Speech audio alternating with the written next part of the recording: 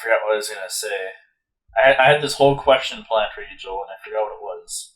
Well, you can think about it. I'm just gonna check out. So, the episodes, or which episodes were it again? Which we're gonna talk about here? Like 25 to 55. I have it Right. written down, but it'll be in the title. Yeah. I'm just like checking up. So yeah, I have my notes up here. See, Easy to 25 to take notes. 55, and then manga chapters 47 to 114. Did you read them all this morning, Rochelle? I did. Last night I read read to like 104, and then I watched the rest. And I watched like the last two with Joel because he didn't watch 55 yet. Mm. So we watched 54, 55 together.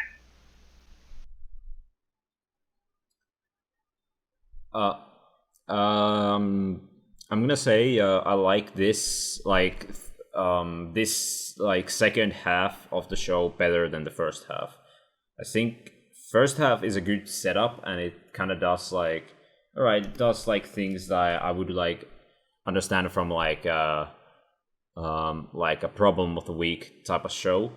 But then here it goes like, finally we start to get into some plots that aren't necessarily, like, interestingly, not about the main character per se, which is interesting. Like, I thought like, oh, we're gonna go these side characters, where it's gonna lead up to, and then it actually leads up to the story really nicely. Like, all of a sudden we are like, oh hey, Johan is here. That's pretty fucking cool. How we gonna see how he acts as a character, rather than hear what he has done and how he has affected these other characters. We can actually see his like things happening like through other characters, or just following his character.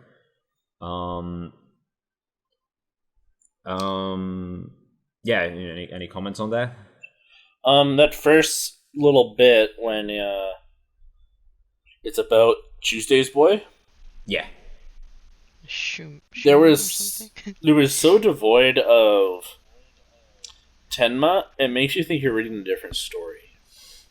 Yeah. And the story afterwards with the detective, same deal. It's like I'm just reading all these stories that take place in Europe and unconnected everything. I like it too, but no, I like it because in like how before we were following Tenma and then we just heard snippets of Johan, it's the reverse now. Now we see Johan and then we hear snippets of Tenma sometimes. Like, he'll pop up. Yeah.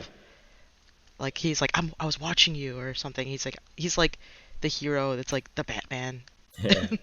Yeah, that's a good. I like that last time we talked about like characters in the show. A lot of characters have their obsessions and their views on things.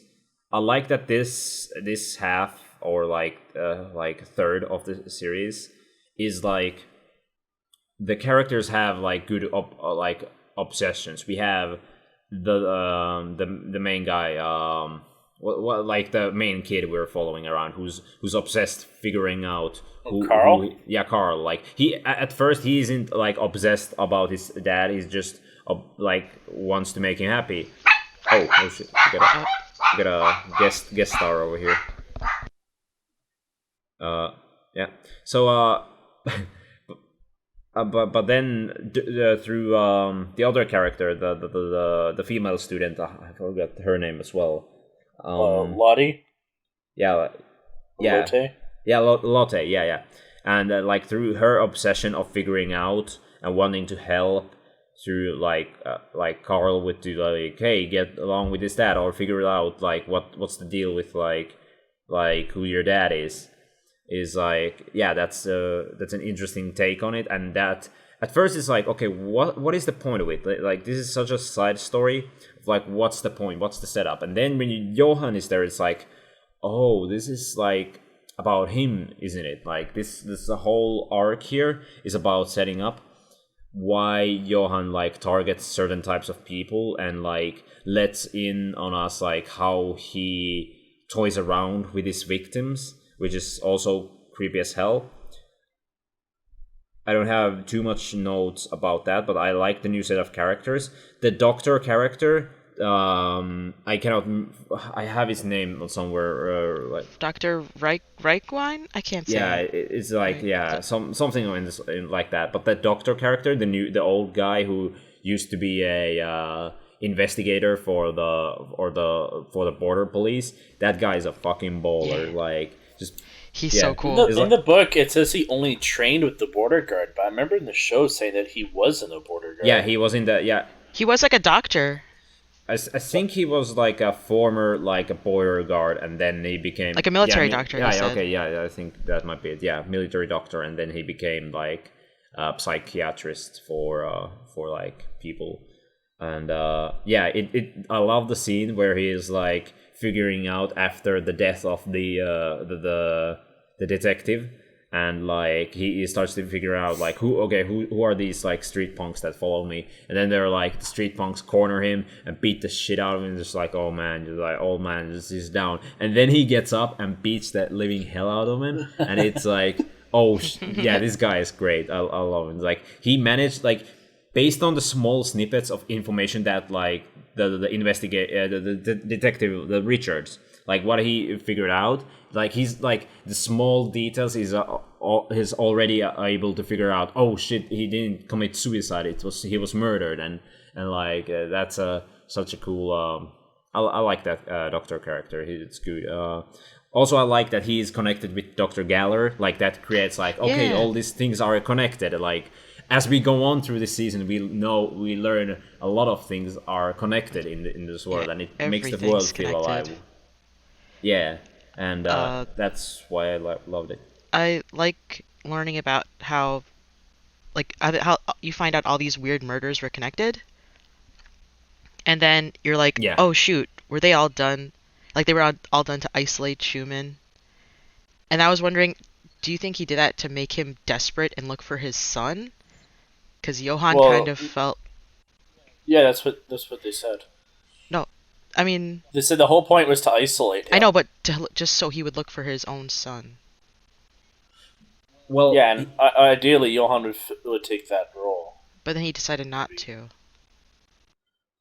Well, no, because what's better than the genuine article? And then if he just looks like he's like the champion in this situation, that also works for his favor. Yeah.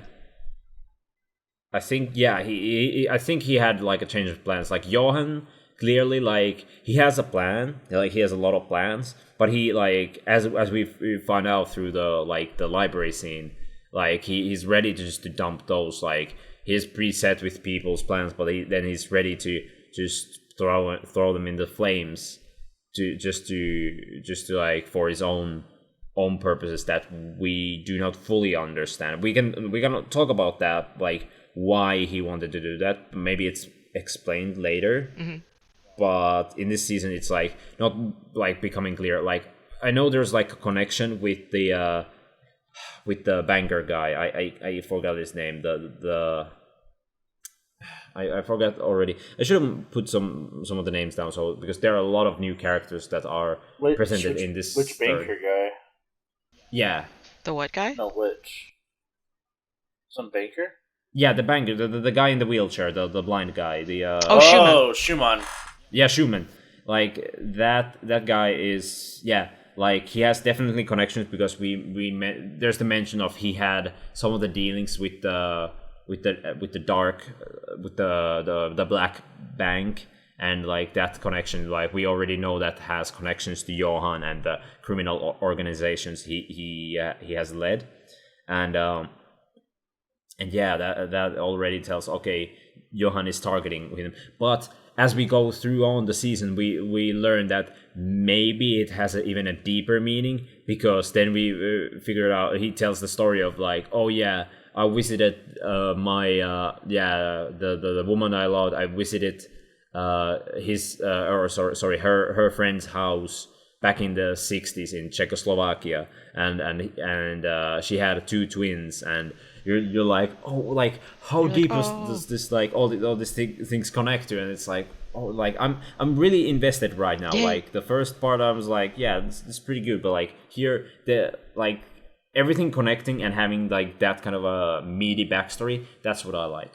That's what made me interested in it. So is this show now your number one? No, I still think this show, while I like it, and I really do like all the elements of this show, I think it still misses on a couple of points here and there. Like, I'm gonna say the animation is pretty good on parts, but sometimes it feels like a bit too either. How do I say? It's not supposed to be too much action, but sometimes it just feels like, a little bit more effort could have put this to make it a bit more like beautiful. Like I know it's supposed at some points it's supposed to be like bleak and like somewhat minimal on like the details and focusing more on the characters and their reactions. But I think we also got to consider their budget in the 2000s for like a 74 episode series. Yeah, I mean, yeah, sure. Like, yeah, Monster. I don't know how popular it is. Like compared to like, it's not like Hunter x Hunter where you can spend so much money and then spread that budget around for like over like 140 episodes or so, or plus. And but here, I think it's in top 5. I would probably think about it in top 5. I mean, I like the plot so far. I like where it goes. The characters are good. The world is interesting. All the mystery stuff. It's really good. I would recommend it. This show so far is recommend worthy. Yeah, go ahead. Anyone else wanna comment? Well, we started with like the Thursday boy, so we're learning more about Tuesday boy. No, wait. Well, I'm saying more about it's more about Thursday boy. It's Johan. Oh yeah. I'm just saying that because like now we're opening up more about Johan, and we saw him with kids, and we're like that's a little weird. Yeah. And we're learning more about Kinderheim 511. Yeah. What do you think about that? Oh yeah, we're gonna go through that. Oh, Are we going in order? Yeah. Okay. I want to talk about in order because there are a couple of things I didn't put in notes, but as we were talking about when we learn stuff, I totally forgot on the Tuesday Boy episode. There's the side thing about this is the occult society of the school, and they mentioned there's the paper. Yeah, and it's the Nostradamus kind of like prediction that the Tuesday Boy will burn down the library or some shit like that. And it's like foreshadowing heavily, but we don't know exactly like I totally forgot about it until this moment. Like I was like, okay, that's foreshadowing, but I totally forgot because there's so much else stuff going on the show. Like as we went through, it's like damn, it was really really interesting. I already talked about the Dr. Galler, Richards. Richard was an alright character, even though we didn't get to him far. But he was also obsessed with like his own he wants to make it up for his family and had to deal with the fact of him and the alcohol problem, which I don't know how many animes there are where we talk about there's the alcohol addiction is so prevalent in that's a reoccurring theme in this series. Yeah, but they're also kind of closely knit together involving that doctor because it seems like most of his patients are alcoholics. Yeah, that is true. That's why he when Eva comes in later, it's what a comeback. Yeah. Were you expecting Roberto to come back? Yeah, I mean, he was set up as a character. I mean, if he goes away, I mean, he's gonna come back, and he comes back, and he comes back in a style. I didn't guess when we had that the woman character talking about his wife. I was like, I didn't know that was the setup, and I'm still wondering what's the connection between those two characters. That is so interesting, and Roberto is when we first saw in the previous episodes, he was all right, he's just a evil gangster character, but the library scene he's shown to be more brutal, more sadistic, more I first thought he's what do you call that kind of character, like a stone cold killer, like doesn't lose his cool and like and kills people. But then we learn like at the library, like he's kind of like Johan, like he's a sick fuck who plays around with his victims, and then it's like after like Johan fucks up a band, he's not mad at Johan. He's like, hell yeah, Johan, that's great what you're doing, and he laughs about it. It's like, oh, like he loves Johan. This character. Well, it probably makes sense considering the type of people that idolize Johan. Yeah, it's him. He's like, oh, everyone's twisted. Johan opened his eyes and like made him reborn. He said, so I'm like, Oh yeah, I didn't catch that. Like there was a part. It's coming up further when it comes up again. Oh yeah, I don't need to talk about it, but yeah, of course, they're gonna need to somehow close it. Okay, what was the deal with Robert? Like when we first see Roberto with Reichman, he does see like he says that Johan like what did he say exactly? Something like he gave him a new view of life, and then he decided to follow Johan. Right. So, I thought that was pretty interesting how it's like that happened to some of the kids that Johan was taking care of. Yeah.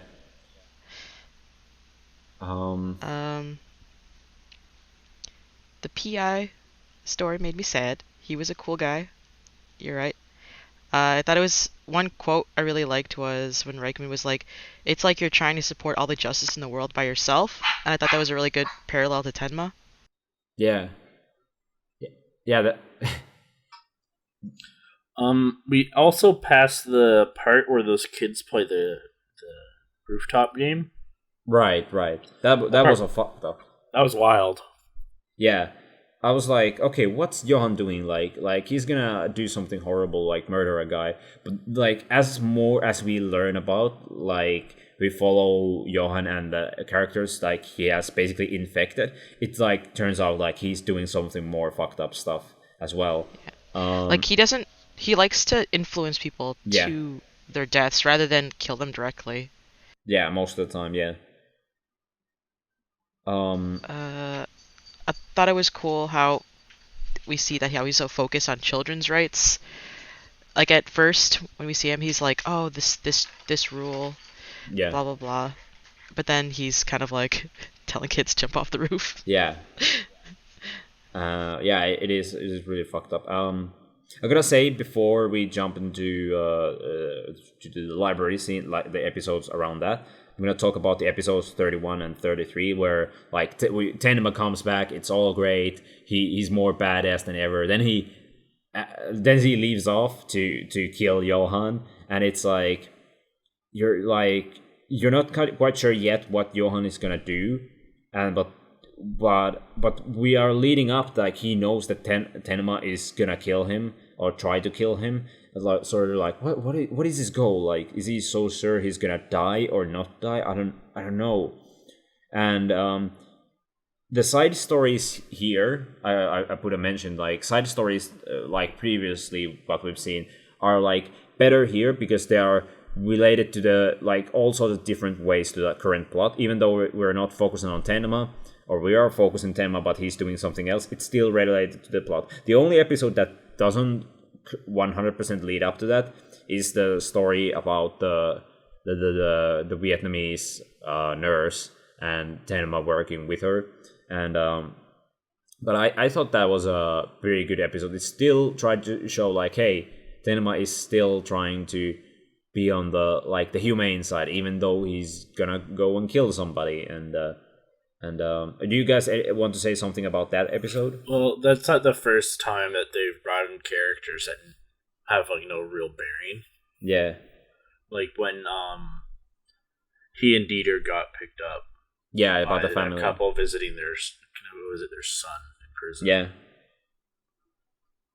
But in this case, actually, I think he walked away with some information. I forgot. I didn't. Yeah, so that wasn't for naught. Okay. So yeah. That's why I said like the side stories are still related to the plot, and that's why I like them.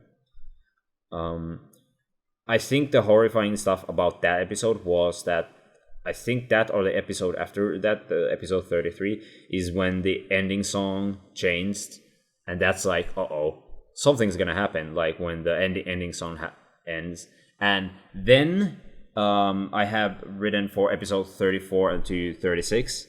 I think it's on 34 because that's where the first line mentions is that like I was like I realized like soon, okay, these pictures and whatnot, these looks like they look like from like the children's book, and there's the whole thing about like Johan trying to figure out like find the children's like picture book, and that right, okay, what's that, and I want to know what that's all about. And then we have the opening that just shows you the book, like the story about the nameless monster. And I love that the when they close the book and the title drop comes in, the nameless monster. I fucking I love that. I love when like they do the title drop like that.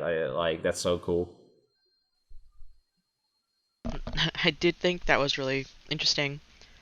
When you even see like Johan's reaction to that story, you're like, yeah, all right, that's weird. Johan. Yeah, Johan, like we haven't seen too many like emotions from him so far in the show, so this kind of like reaction is like really interesting to see from him, and I think we're gonna get to the bottom of that really soon, but not in this episode, this series of episodes. I've just talked. All my notes are just the Johan plan. It's all starts to come up together. Nina is there. Lunge is there. All like our like main characters are there, and then Johan's plan is revealed that it's really effed up. Like burn not only the guy, like not only burn his like the company with all the people in, but also the legacy with his like one of his most precious things is the old books. Yeah, it is a really devilish plan. And I already mentioned Roberto turning out not to be as cool psychopathic killer, like was really interesting. Like, and I really hope to see how he and Johan met in the future. Did you think he killed Roberto when he shot him twice? I don't think so. No. You didn't think he killed him? I was like, because I think I like this. When a show doesn't show you that somebody died, 90% of the time they're not dead. They're like if you show someone shot, I don't see the body. I need to see the body. We didn't saw the body, so I'm like, okay, Roberto is alive. I was like so sure about it. Like I don't know when or like at what point how he's gonna look like when like afterwards. Is he gonna have some like, is he gonna have issues of walking or something like that? We don't know. Well we'll figure it out. But yeah, I was more interested. Like I wasn't I thought like Lunge or Nina was gonna be there and pull the trigger when Tenma shot him. I was not expecting Tenma to shoot him, and like because I thought like, oh yeah, Tenma like he's still the morally good character. He still tries to save as many people as possible while he's still dealing with the dilemma of having to kill Johan. And as Roberto points out, you cannot even kill a person, and basically puts out Tenma into a situation, and Tenma like seemingly like not seemingly but like clearly he like is like distraught by like shooting a guy, and I think that also affects why he cannot kill Johan at the library. What do you think of Lunge finally believing Johan is real? I thought like so far in the plan I was like, okay, good, it's not in the last episode happening. There's like, oh yeah, we have to watch more like I was hello. Oh, sorry. All right. I was wondering why everyone kept on talking over me. Oh, right. Okay, cut this part out. So sorry. No. Okay. Oh, wait. I just want to say one thing. Sorry. I'm gonna forget about it if I don't say it. I think things keep happening to cement the no killing Tenma. Like there was that story where he was in the woods and he's like I have to kill Johan in this forest, and then like he saved the guy and the guy's like, you know what, I don't think anyone should kill in this forest anymore. That little storyline, I was like, well, there's another thing that like stops him from killing. Yeah. Because that would have been the perfect place to kill Johan. Yeah. And then I think just like he kind of knows, like he just assumes that he killed him, and then he like feels so bad he doesn't call himself doctor anymore. Yeah. Like after that, but I still feel like there's just things that keep happening to stop him from killing. Yeah. I actually looked up my notes. I actually wrote like, I don't know why I put good guy Tenma probably didn't even kill Roberto. I put in my notes. I don't know what I was thinking. It's during the episodes 37 and 39, which I need to mention here. There was a slight, clearly a slight budget drop on like 37 because there was so much like flashbacks and reviews, like footage from like older episodes. I was like, okay, that's too much in one episode. If you do it like multiple episodes, then it's like, I don't know if that would have been better, but on a one episode that felt like a bit too much. I think that might have been the only one that they did it in. Okay. Yeah, I don't remember any other episodes having that much. I don't really remember that episode, but I don't think it ever happened again. Right. So I think you can live with one recap episode. Yeah. Well, it's not really a recap. It's just like, well, it's okay. Well, it's kind of is. Yeah. With the Carl finding the letter and like stuff related to that. Yeah. They tend to do recap episodes when they don't have the next episode ready. Yeah. Sometimes, it's usually a budgetary reason and whatnot. Nina's story coming together, I like that. Like, Nina is still a pretty good character. I need to figure it out. I have my first really big all caps text by mentioning about Carl's mom knows Nina's and Johan's mom, which I was like, oh shit, now the story really tangles itself together, and this is another like a big thing that turns up the story on, and that's... Oh wait, in the letter, didn't it mention that she was with a 15-year-old boy? Was that Johan? You think that was Johan? Probably. Yeah, I thought that was a... Because she does die later. I think that was... No, that happened. I think happened later. I think the letter was about... Oh no, maybe I'm misremembering stuff on what order this happened. But I know the 15-year-old boy is mentioned later on. And that was like, I took that as being Johan. But later there's the mention about the Carl's mom. Yeah, like I knew this girl who tried to also cross border, but she didn't make it, and she had 2 twins. And I was immediately like, oh yeah, I know where this is gonna go. Yeah, this is great. I love like how the connectivity of all this stuff is, and I can't wait to learn about the past. I'm just saying, Johan is Carl's dad now. I don't know what I feel about that. I think that's ew, messed up. I didn't write it. But yeah, like the arc with the... What was was it in München? In Munich? Oh, where the library burnt? Yeah. Okay, that's Munich arc. Yeah, okay. So I think that overall that arc, I really liked it. Different characters brought it up really nicely together.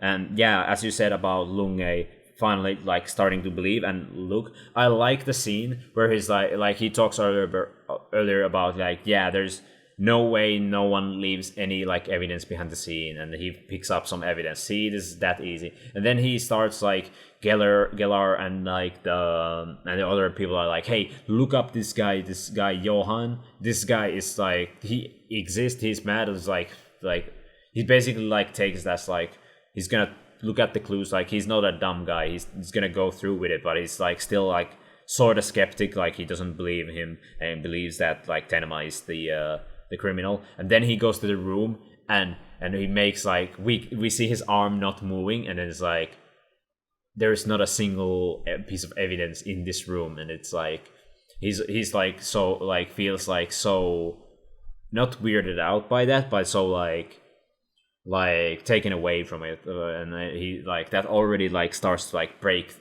his like theory about Tenma being the killer, and I like that. Before I forget, there was a part I mentioned before when Ava's burning down her house. Yeah. And the way it's shot is you can see like the window frame like make like a cross over her face when it's burning. Okay. Remember, Rachel, we saw that, and I mentioned how that was a great shot. That shot comes up again later on near the end of this part, where Lunge is like looking out a window, and then it does that to his face. And I was like, "Oh shit!" Oh no! When he's looking at the Red Rose Mansion. No, I think he's in his hotel room.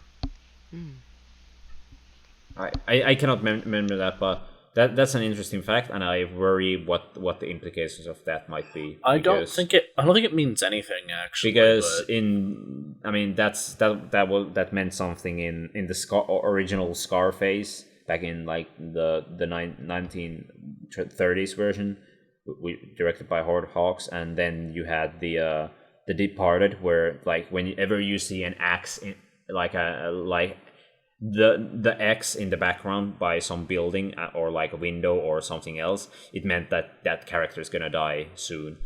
But so far we don't have like any of the main characters die. But I'm gonna mention that now that I have some notes on part like episodes 40 and 41. Just two quick reminders. But I'm gonna go with the second one first, because that is related to the library thing. I realized where the hell Lunge was during the whole like incident. He says he realizes that something's going to happen at the library, and then Nina is there, Dieter is there, and then the rest of the gang is inside. Where was Lunge? Where's the police? Like, you would. Oh, he was on his way. He was on his way, but like. But it was too late. But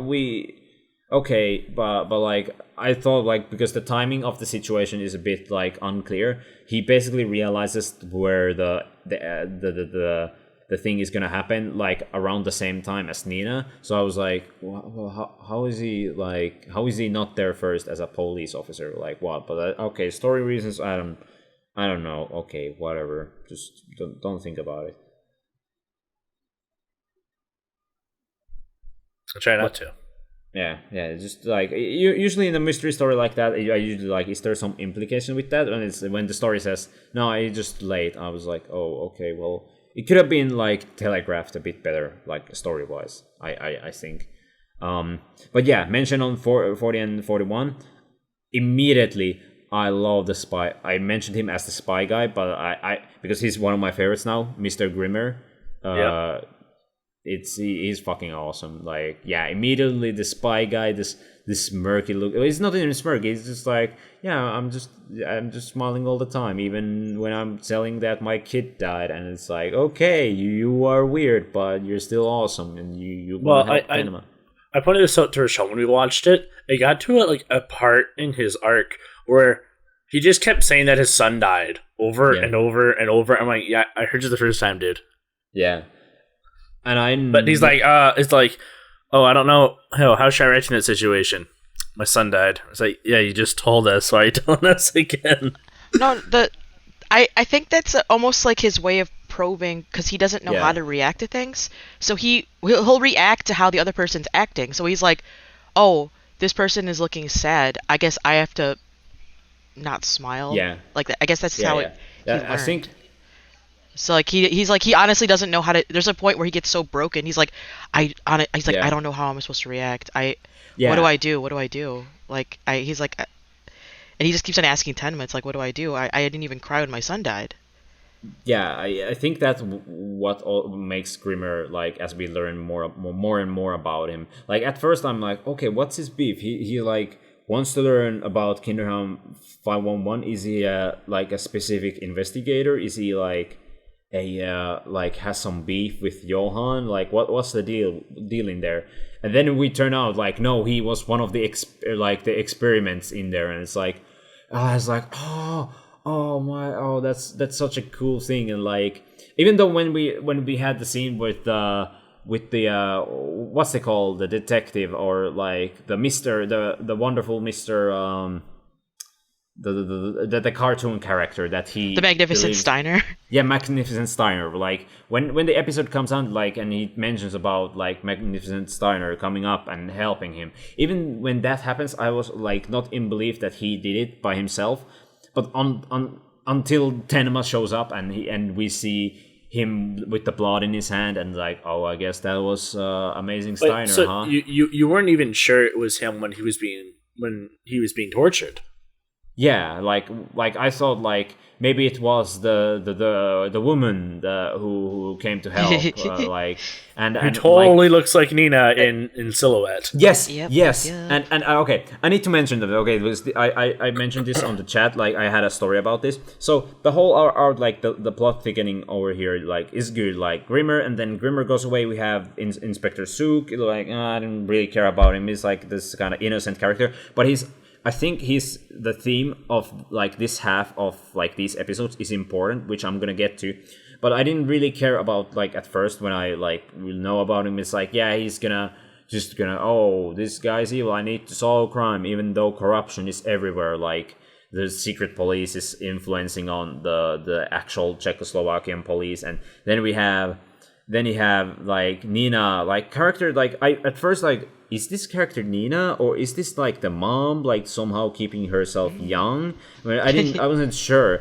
And then like, yeah, and like talking in the same way, but like kind of looking a bit sad. It's like, okay, I don't know what exactly is she doing. Like, I don't know what's her beef in here. And like as like the whole thing goes through, I was like, okay, that's really weird, but like, I guess that's and Nina. But then like she tells her name is Anna. I was like, oh, is she using like a pseudonym to keep herself like safe and or something like that? And it's like, okay, I'm thinking about it, and I gotta tell you what happened like at that episode where she tells her name is Anna. I was making food on the back, like I'm looking at the episode. I couldn't see the subtitles really great. Like I see what's happening, and then there's like the neighborhood guy, the people at the store, like, oh, good night, Anna, and like Anna says, yeah, have a good night, yeah, everybody's fine.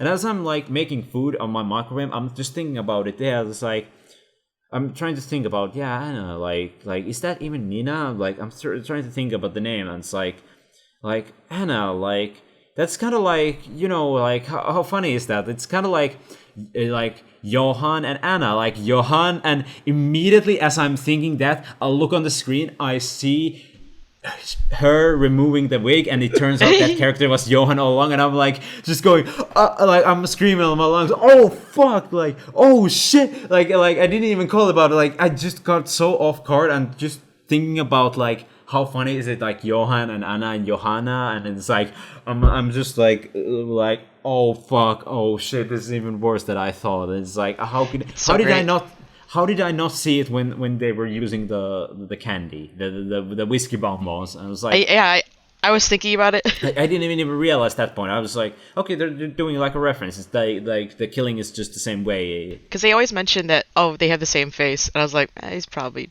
dress up as his sister. He's weird.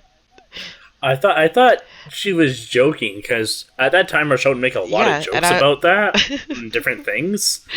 And then I was like, that's not true. And then it happened, and I was like so upset we wouldn't, like, we usually would watch it like every night, like before. And then like for like a couple days, he wouldn't watch it. I didn't want to watch it anymore. Because I was so mad that she was right. And I laughed. She ruined it for me. But I like that when a show has that kind of moment, like you're so close to something great, of like realizing like, I bet he's gonna show up as that character, and you're like, what are the chances? And then that happens. It's like, it's not like you're not even like you feel like you're smart as an audience member. You're like I realized that's so cool. Like I think Attack on Titan does kind of similar stuff, but even then it's like you didn't even realize that like all the time. Like some of the stuff in the like, especially in the first season. Oh yeah, I mean spoilers for anyone who's listening this and not Attack on Titan. Like we know who the female Titan is. Like it's pretty obvious from the get go. But when we're gonna be shown who Armored and Colossal Titans are, that comes out of nowhere, but it's still foreshadowed. Like if you're being like a smart, like not smart, but like looking things closely, you could have seen that one coming. And but then the question becomes, what becomes foreshadowing and what just becomes context? They actually tried to throw you off. Isn't it foreshadowing when you have like 2020 vision? Not 2020. When you have hindsight. Yeah, that's basically hindsight. But so that wouldn't be foreshadowing then. Well, they did try to throw you off. Yeah, because they were saying like, oh, the mom's still alive. So that's why when you said like, oh, is the mother just keeping young? I'm like, oh, they did mention that the mother is still alive somewhere in Prague. So I'm like, oh, is that this lady? The woman? I think it was really covered up great. Like I think that's why the moment is great, and that's one of the reasons I really like this halfway, because it got me so off guard with that kind of a plot twist. It's just like just so good. Well, let's take a quick break after that. Use the restroom. Okay. Oh wait, I have one question before you use the restroom. How long do you think Johan has been dressing up as? I mean, I guess we do figure out. I gotta go to the bathroom and not talk about this. Okay, I'm gonna keep up recording. Yeah, I keep recording. Yeah. Okay. Hopefully this is not. I should have enough disk space on my computer, so no problem with that. Yeah, I'm not gonna talk about the show, so I can clear my things, but I'm gonna look up my notes. Yeah, there's. Oh yeah, I need to talk about that. I don't know if this is the good structure of going by episode. I know, because it's hard.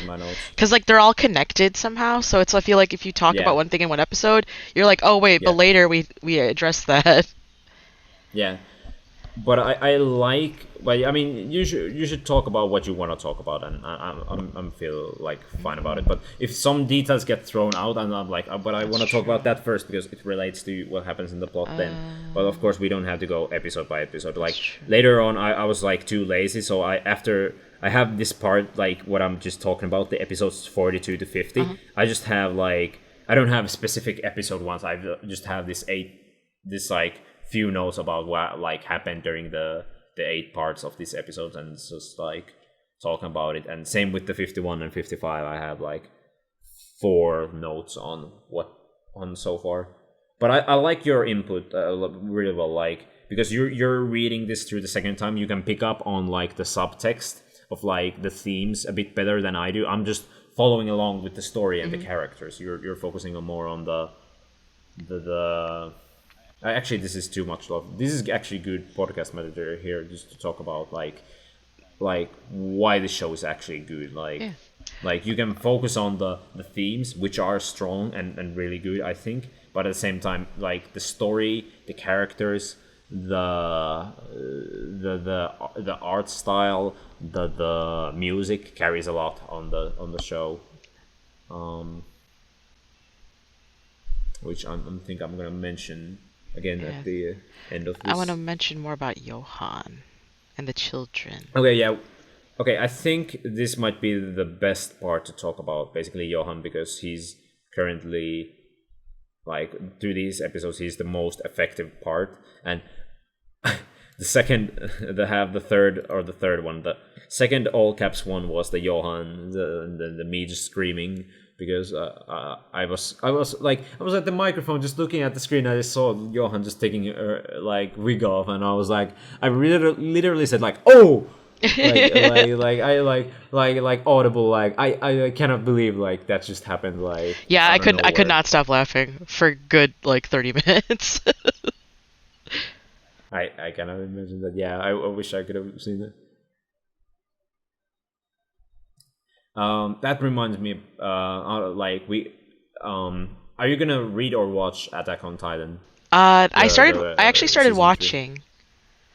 Okay, which episode are you in? This is important. Oh my gosh, I don't remember which episode. Hold on, let me see what episode I'm on. Okay, if you number or name, I can probably work it in my. I don't know. I put it on, and I just kind of kept on going, so I didn't know what. Okay. It's fine. You don't have to watch like episodes like at the same time. But tell me when you're gonna watch the final episode. Oh no, I'm not on the final yet. Okay, good, Udo. Because what are you watching? Attack on Titan.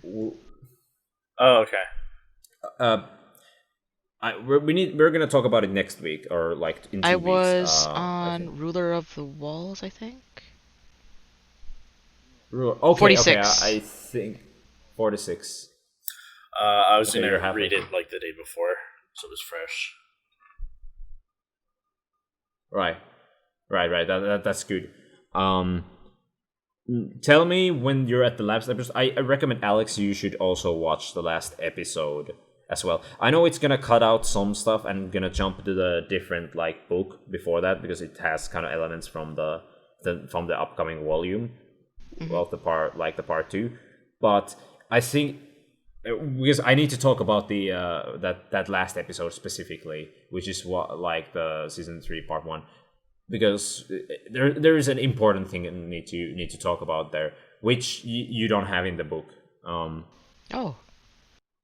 It's nothing too big, but it was when I watched the show, like that cemented that sold me on Attack on Titan basically, which it only took 3 seasons. Yeah, it took me only 3 seasons of like, man, this show is finally getting really good. I'm really enjoying the show. Like it's not like I really like the first 3 seasons so far.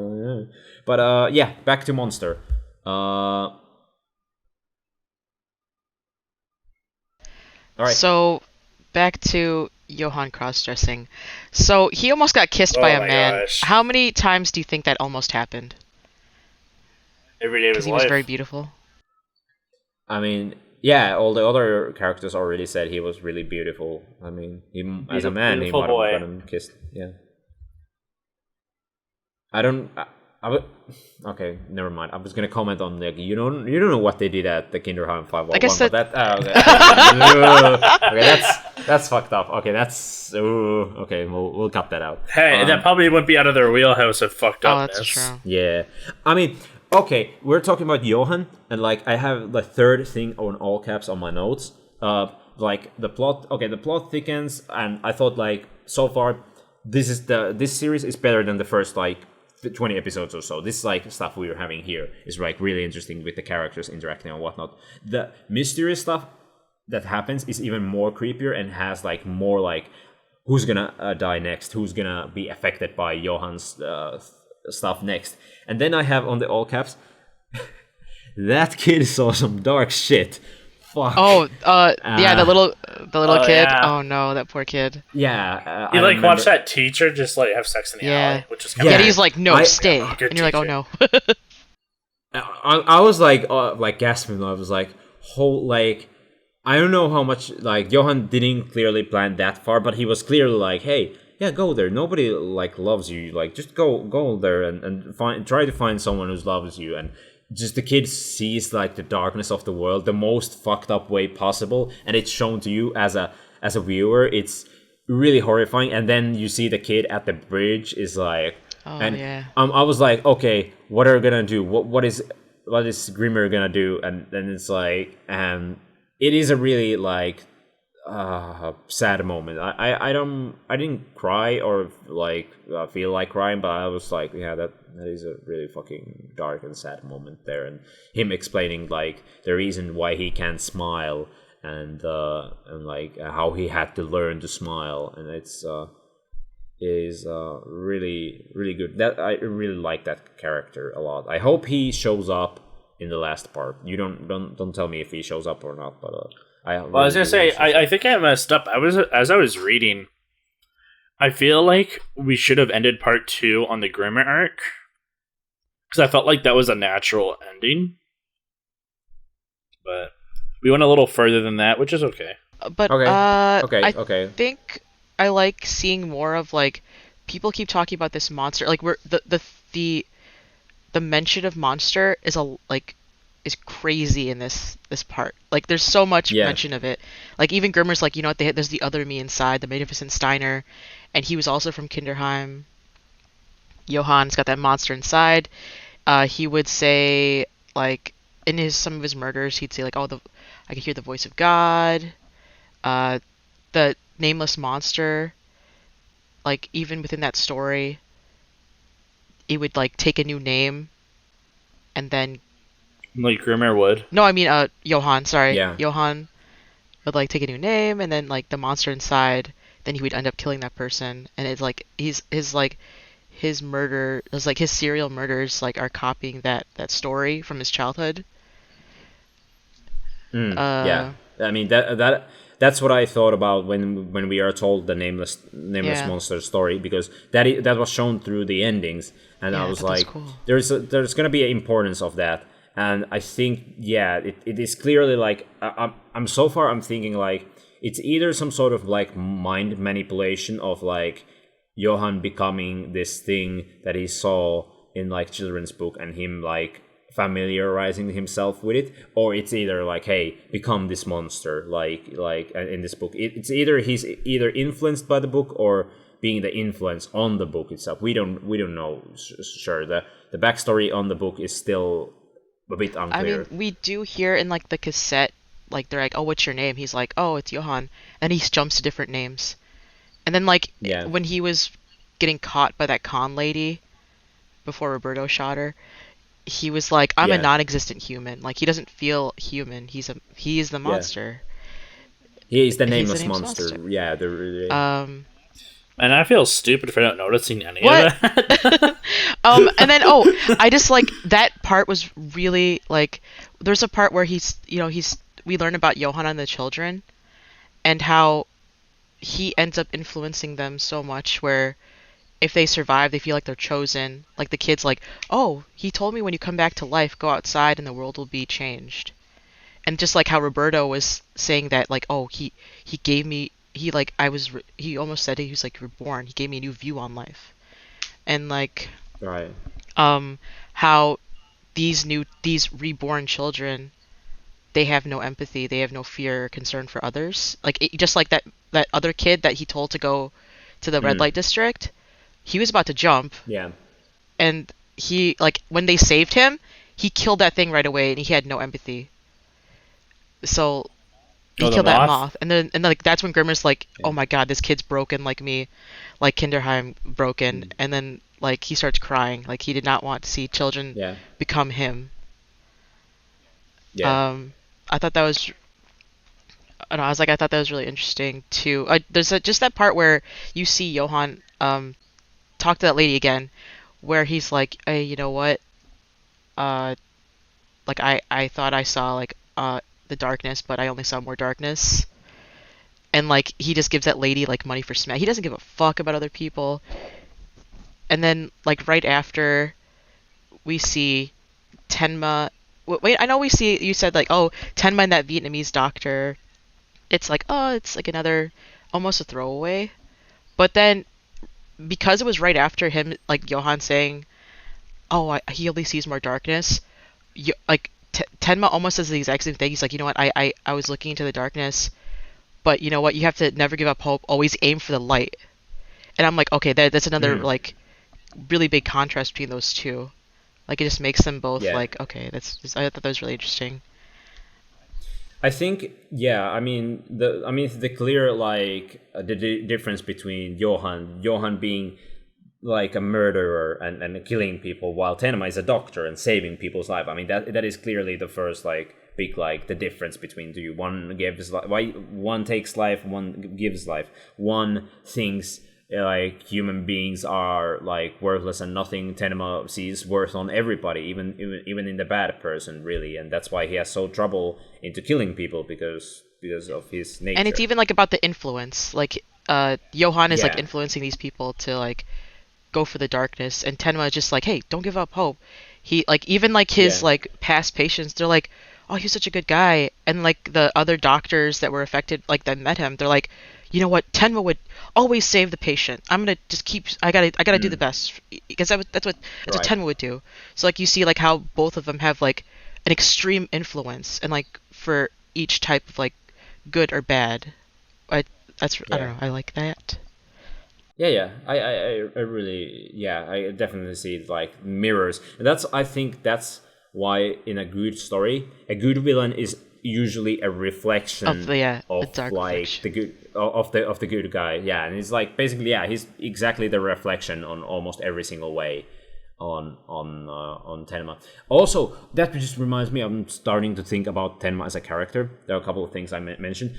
How is it shown in the manga, because we are shown the small snippet of Tenma's childhood where he's like scared like in the playing hide and go seek. Yeah. Yep, we see that. Is it expanded there, or is that no? It's the same amount as you see in the show. Just a little like tidbit. Okay. Well, I don't know if we're gonna get through that, but that was interesting. Like, show so far hasn't. I was actually thinking about that. Like, why was he thinking of that memory, where he's a kid crying like, "Please find me," and I'm like, it's more of a thing where it's like, Tenma does not want to murder. He's like, someone please find me and stop me. Like, it's just like inside he's like that. Like, even when he's like training to murder, like learning how to shoot, he has no appetite. He doesn't really want to do it. Like, yeah. The part when Grimmer and Suk were in hiding. I know this was in the show. It was wild. I want to see what you thought of it, Joel. Suk gets shot like 5 times. Yeah. Wait, in the show? In the show? Blown away. Remember in the show? In the manga, it looks like he gets shot like twice. No, because we don't notice the other ones sound effects. Because they're so peripheral when you're reading. Yeah, that's true. Especially if they're not English sound effects. But yeah, I remember he got shot like 4 or 5 times. He got fucking blown away. It was crazy. I mean, they were targeting just to like they didn't want to kill him. They wanted to wound him, so they shot all his like the non-vital parts of it. And it is pretty brutal scene, and I was like, I don't know how they're gonna make through with it. Like is Tenma gonna save them or not? And then we have like Tenma comes in, but like Grimmer had like the Magnificent Steiner has already taken over, and it's really the aftermath is really effed up, even though it's not that gory, but it's still like, whoa, shit, like that guy did that all by himself, man. And Suk still surviving that. That was like, all right, well, they did shoot his non-vital parts. I can believe that. In that scene, I don't remember how it was in the show.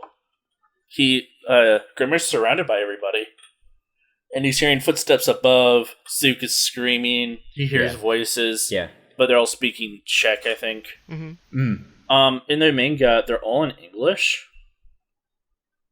But I don't remember how they did it in the show. Oh, I forgot. The voices. Because if you read the dialogue in the book, it's like, why is he getting bothered? All they're talking about is, what do you want for lunch? Yeah.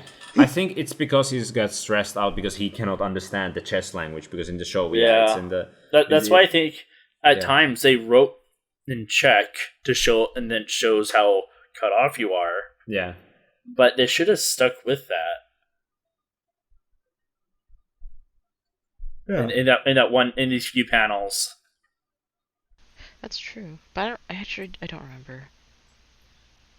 Either way. Do you think they just spoke in Czech in the show? How did they do it in the Japanese version? They spoke. Yeah, I remember, because like I don't remember there being like Japanese subtitles in there, but I think I started hearing like they're not speaking Japanese anymore. They're like, at least when they're when Tenma and Grimmer are at the hotel and they're listening the TV about like the incident at the industrial area. That's in Czech.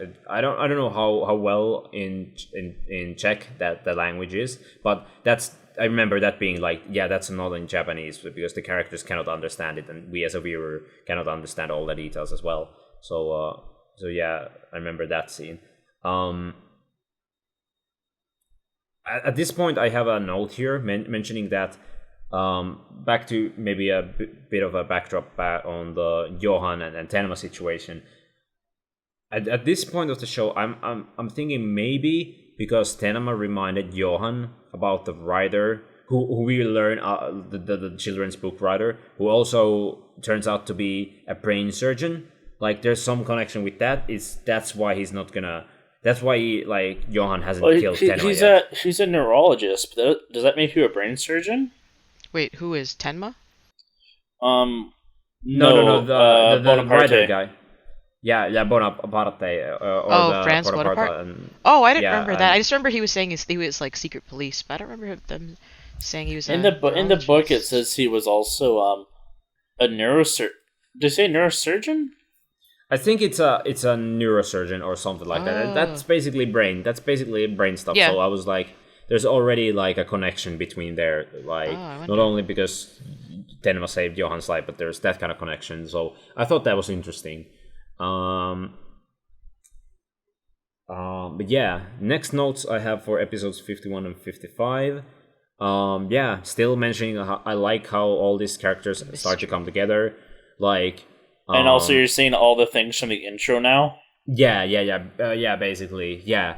I love that we have all the flashbacks to all the the side characters. And then we have but then then Eva shows up, and she's been away from the show for a while now. So it's like, oh yeah, she's showed up. Okay, that's great. And not my favorite character, but hopefully she does something. And then she does something, which is really fucked up when Roberto comes back, and it's like, oh shit. And immediately, first thing that he says is, yeah, I'm gonna kill someone you love. I'm gonna kill Eva, and it's like.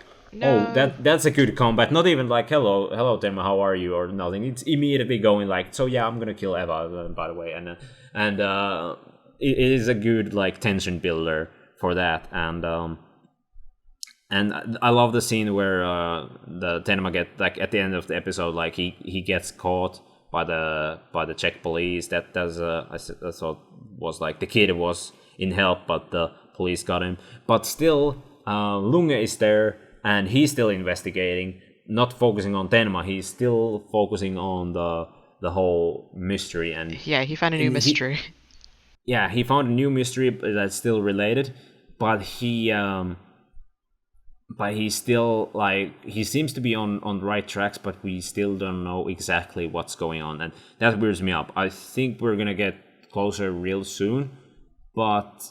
I feel I'm I want to know more. I want to know what's going on there. What's going on with the mansion? What's going on with the author? What's going on with what's going on with Nina? We show Nina seeing herself with herself, and this is my theory. This is gonna be my call out so far, and I don't think this is too much of a call out. I think Nina saw not herself. But Johan as dressed as her. We know that he likes to dress up as a girl, so yeah. Well, before I forget, I thought it was crazy how when the real Nina is walking down that street and everyone's greeting her, yeah she's freaked out, and she's like, everyone knows me, and I was thinking that's interesting. It's a different version of everyone in on it and plotting against you, saying oh yeah, we totally know you, and drives you a little crazy, as opposed to how it's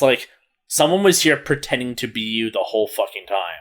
Yeah, I think I think that's a lot more malicious than everyone in on the joke. Yeah, it's just one person against you. Yeah, but she doesn't. It's not at that point. She doesn't even know because she's people are calling me Anna. What the fuck?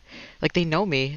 She's already had problems with her memory before, so she's probably freaking out so much. Yeah, but I just thought that was really cool. Yeah, I think that's cool too.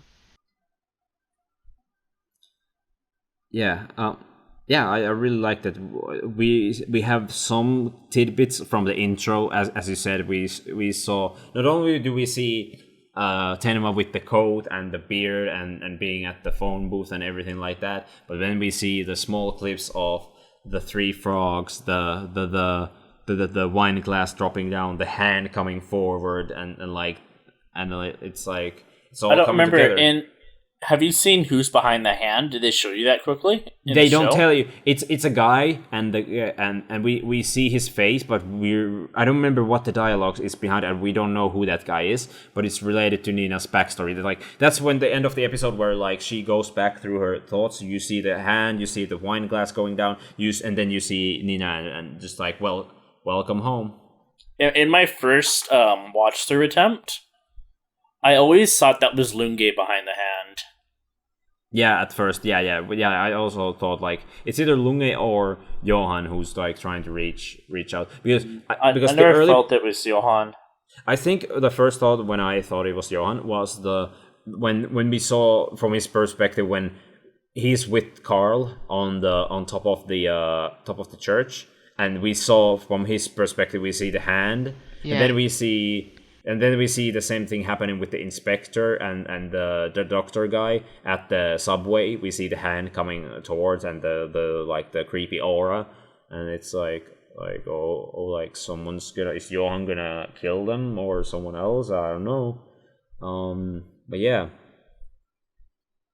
and what's else to say?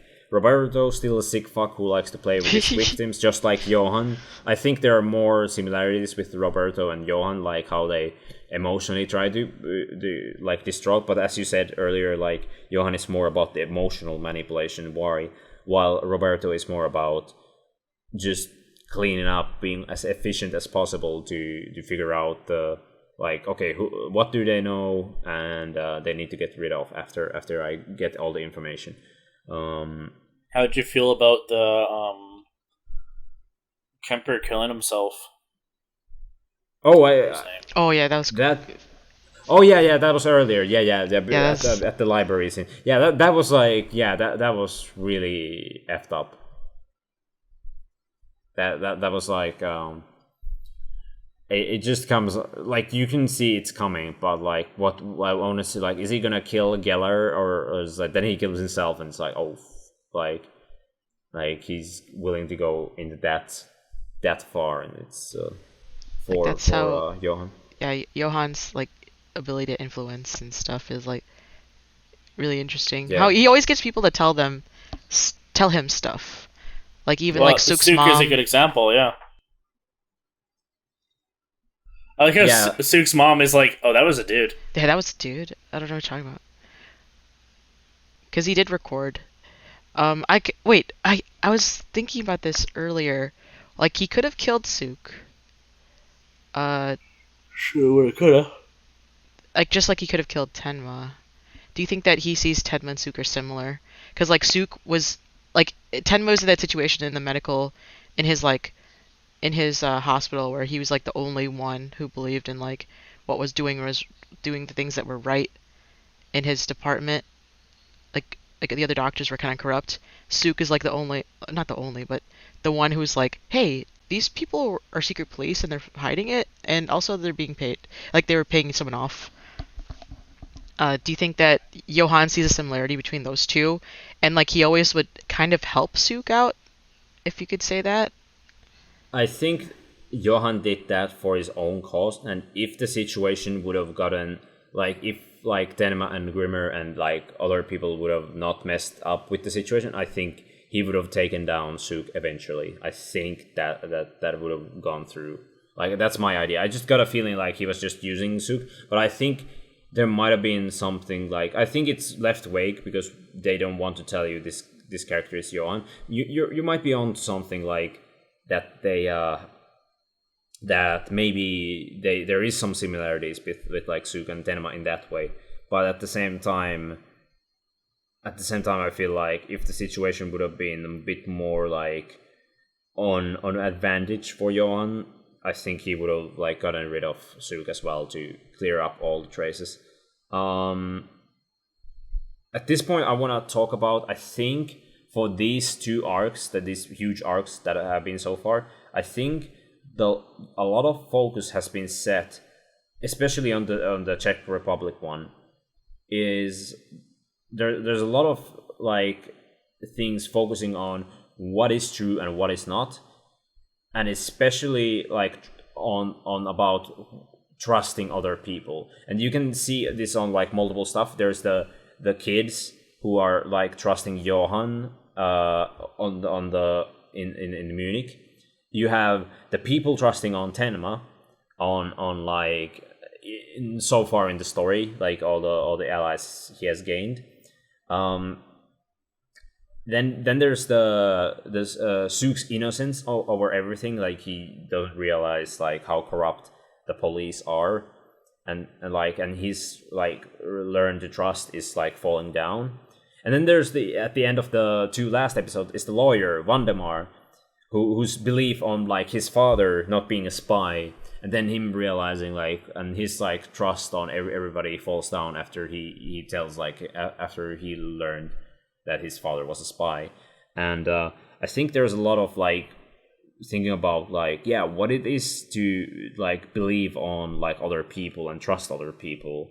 And Johan represents the like the abusiveness of other people's trust and like the darkness, because I think he believes like those other people, they don't understand, they people don't trust, they betray each other every time, like you shouldn't trust them.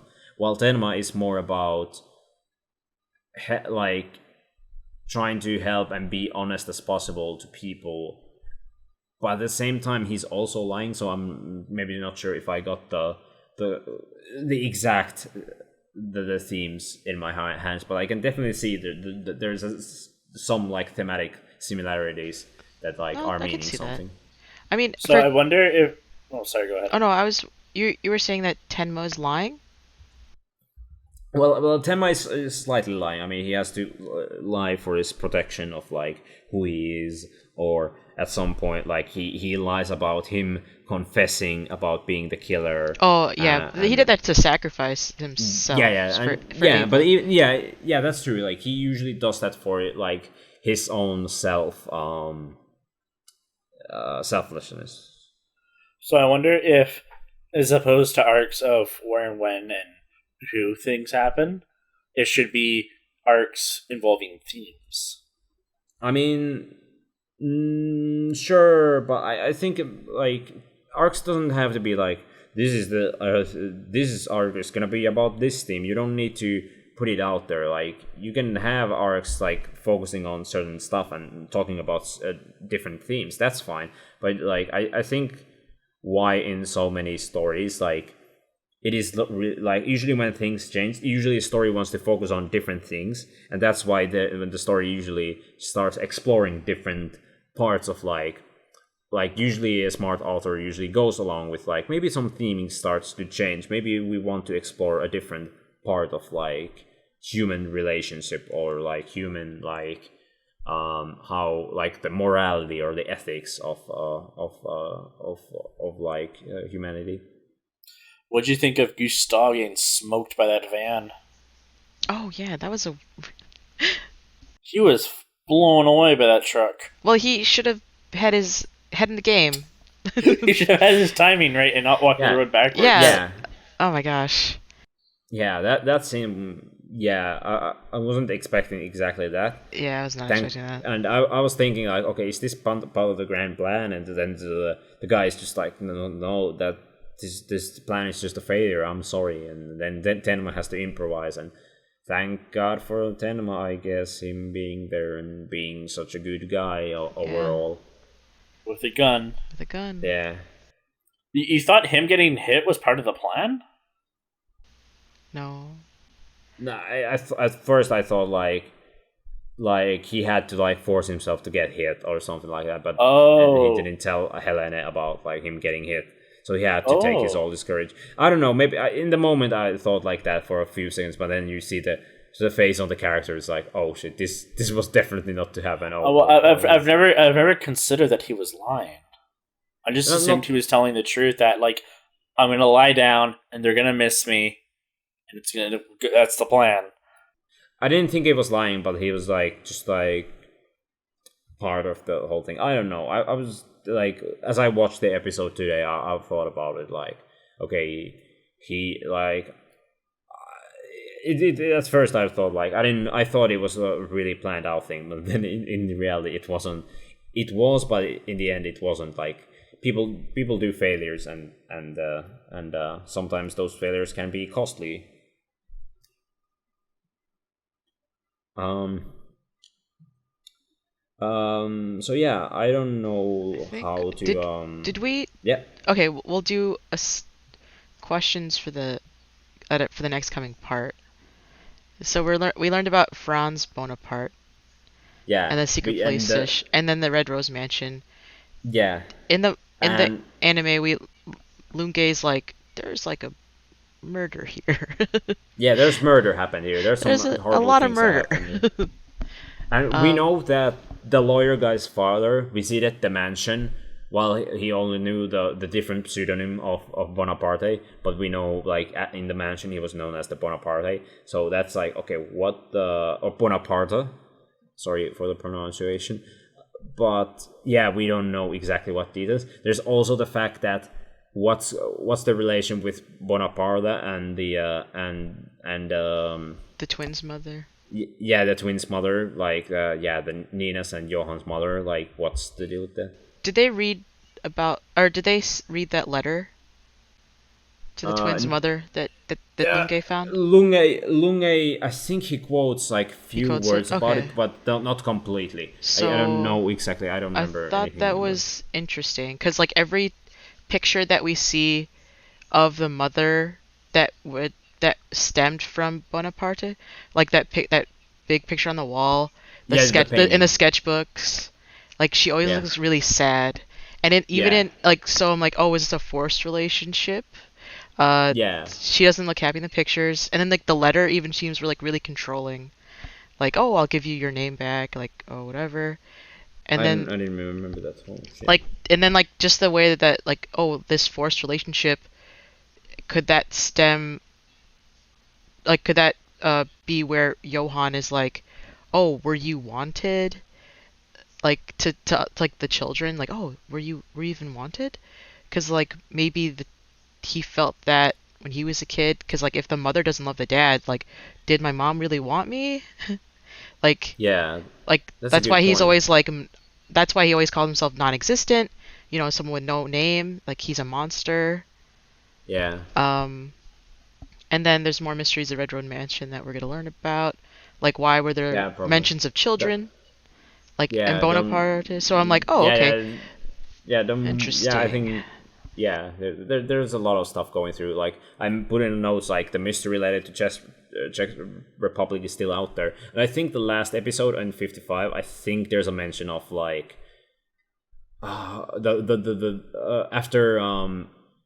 the lawyer tells like all the stuff and gives the notebook to Tenmai, like, and it has the message, and there's the message also left by. Is it Roberto? Is it Johan? Whoever? Like about like, come meet me at the mansion in Czech, and it's like, okay, I think that's where we're heading out. I think we're after leaving Czech Republic for the whole 3 episodes, we're gonna go back there again. Okay, sure. But yeah, I thought it was cool that Lunge had to like dig the wall to get the door. Yeah. I like the music on that scene. I was like, okay, what's gonna happen here? Like, he's definitely entering somewhere like where something bad happened. Like, you can definitely tell from the music and the lighting and and then him noticing the body, like not the bodies, but there's been a lot of killings happened here. And it's like, well, like what's going on? Like who can say? But it's like that room we saw. Not to give it away, in season 3 of that show you and I watched together. Hold on. What scene is that in that show? Attack on Titan. When they go to that house and they find the truth and they're like, whoa. At the very end? It's Attack on Titan. In the last episode. No. This is a different show. This is a completely different show. It's a show him and I watched together a long time ago. Oh yeah, I think I know what you mean in that show. Yeah. What's the show? Oh, I don't want to spoil it for you. Is it True Detective? I'm not gonna spoil it. Is it? Don't spoil Slumdog Millionaire! Oh no, they have a third season? Third movie, it's a trilogy. Oh man. Trilogy of becoming the millionaires for the third time. Billionaire. But yeah, overall, really like these episodes. The arcs were really good. They felt more like connectivity and overarching, and we got to know characters evolved throughout the arcs, and more dramatic and pushing the plot forward. Like I like that the plot was pushed really hard on, like, even though the things are like, is this really pushing the plot forward? Like, knowing about this inspector and what he's doing, but he's still investigating on Johan stuff, and then that relates to Tenma. It's like, okay, yeah, it's actually, it pushes plot forward really well, even though they are like kind of like side stories, but it does it so well. Like I really liked it. Yeah, I know this. As much as I love the writing in this series, they do a few things kind of weird. Like, they'll force, like, background information on you. It's like, hey, you're that one guy. I'm going to give you your whole resume out loud. Yeah. Yeah. They're like, expect a monkey. I'm not opposed to that in this case, because everything else they do so well, I'm willing to forgive. But one thing that really stood out to me was when we first meet the lawyer, his monologue, I felt like I was watching TV or something, where it's like, my dad worked at a radio station, I want to be the greatest lawyer ever, and things like that. And I was like, holy crow. Yeah, it is sometimes a bit overdue, but like you at some point, like, okay, we have so many characters, need to do the exposition, I guess, so we can relate to this character. Okay, a bit, you could have put some more time to it, but like, okay, fine, whatever. And that's why I don't think all the characters are that strong. The characters that have a more stronger backstory and we get to know more, those are the better characters. And of course. But that reminded me of, like, you mentioning, like, the dialogue. One thing, I don't know why everyone keeps saying it in the show. I think that's part of, like, a Monster drinking game. Like, you should take a shot every time when somebody says you should eat more. Like, it's said so many times. So, especially to Tenma. Or Tenma. And then it's, like, to Nina or to... I think the drinking game should be whenever you see a sandwich on screen. Oh, that's true. I love sandwiches. They love sandwiches in this show. I think they love sandwiches in Germany in general. Is it a soup? It's a lot easier. It's like a German custom. Like, oh, you should eat sandwiches. Yeah. No, just like, oh, have you eaten more? I think that's a European thing. European thing? That's cute. I know in, like, a lot of, like, West Europe countries, it is, or like southern countries have a lot of common, like, they have, the lunch is not that big, it's usually like a sandwich or like something sweet. I know in Netherlands it's like a lot of times it's either like fries or like a sweet bun that they eat for lunch, and then the dinner is gonna be that's like actual, like, food, like actual big ass dinner that they're eating at the evening. It's just something. That's not until like super late. I noticed when I went to Spain, it's like everything was closed at like 2 p.m. because they had lunch. I'm like, oh, no, okay. It's not lunch. It's because it's siesta. Siesta.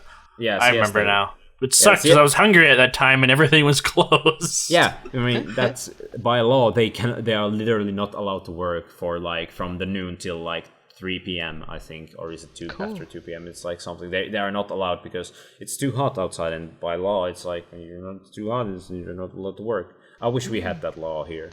But maybe if the climate change allows that to happen, maybe we'll see. Some Mad Max shit goes down. Yeah.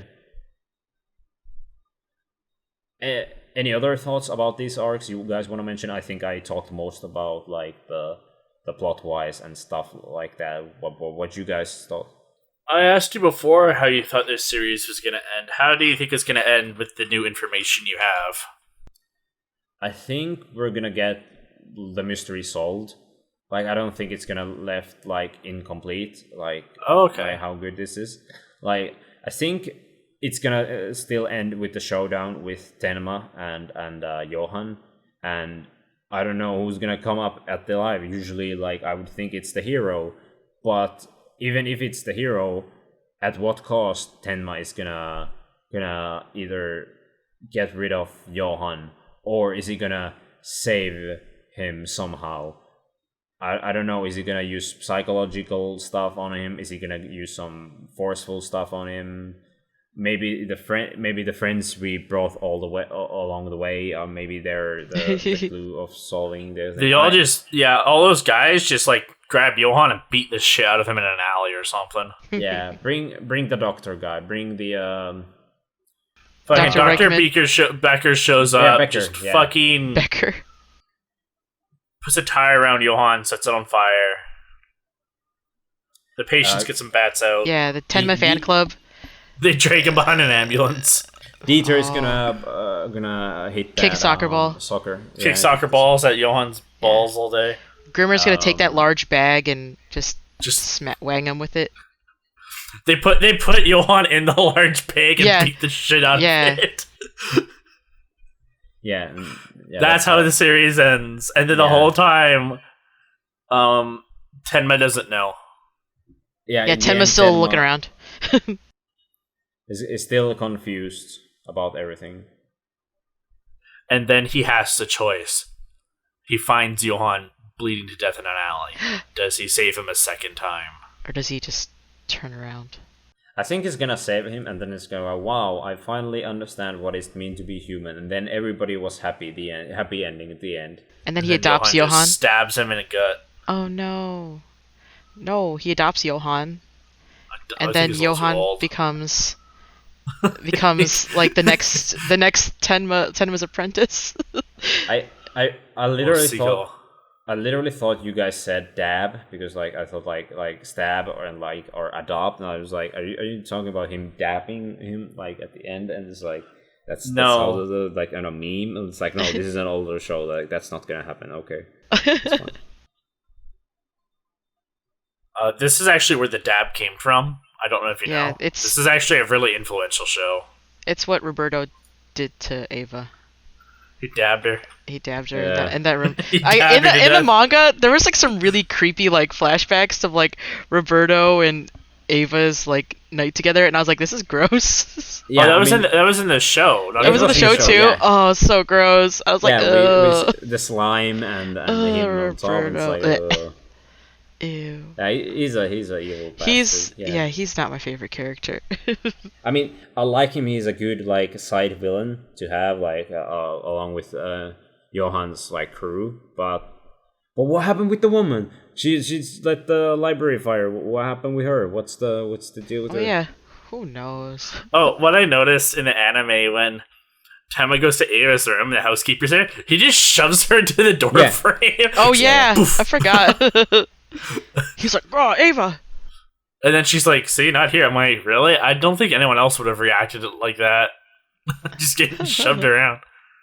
I noticed there's a lot of orphans in this series. Oh, absolutely. So many. A lot of prostitutes, children. So it makes me wonder, like, what were those numbers during the fall, at the end of the Cold War?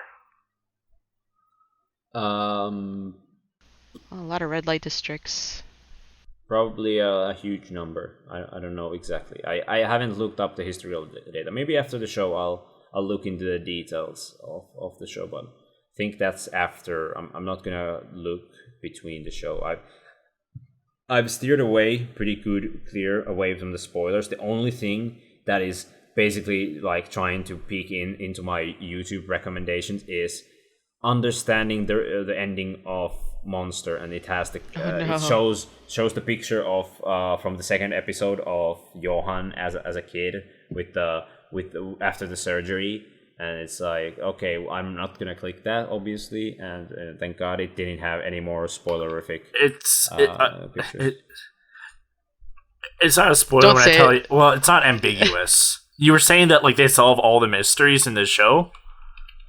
Don't tell me if they're not. I like if they leave stuff ambiguous. That is fine. I'm not looking full conclusion. Well, I think my issue not with this show, but with YouTube videos when they say X explained. Watch the show. They explain it. I don't. If you don't have information, great. That's your explanation. You don't have the information. If you do, you do. How would you feel if the ending of the show you find out it was actually just Johan in a coma after this surgery, and he was just it was just like because it was like after Tenma like was telling him stuff when he was like sleeping, then he has like a fever dream and in a coma and he dreams all this. Well, I think that'd be kind of bullshit. Yeah, that's the ultimate cop out. I don't think any good stories have come out like that actually had that ending.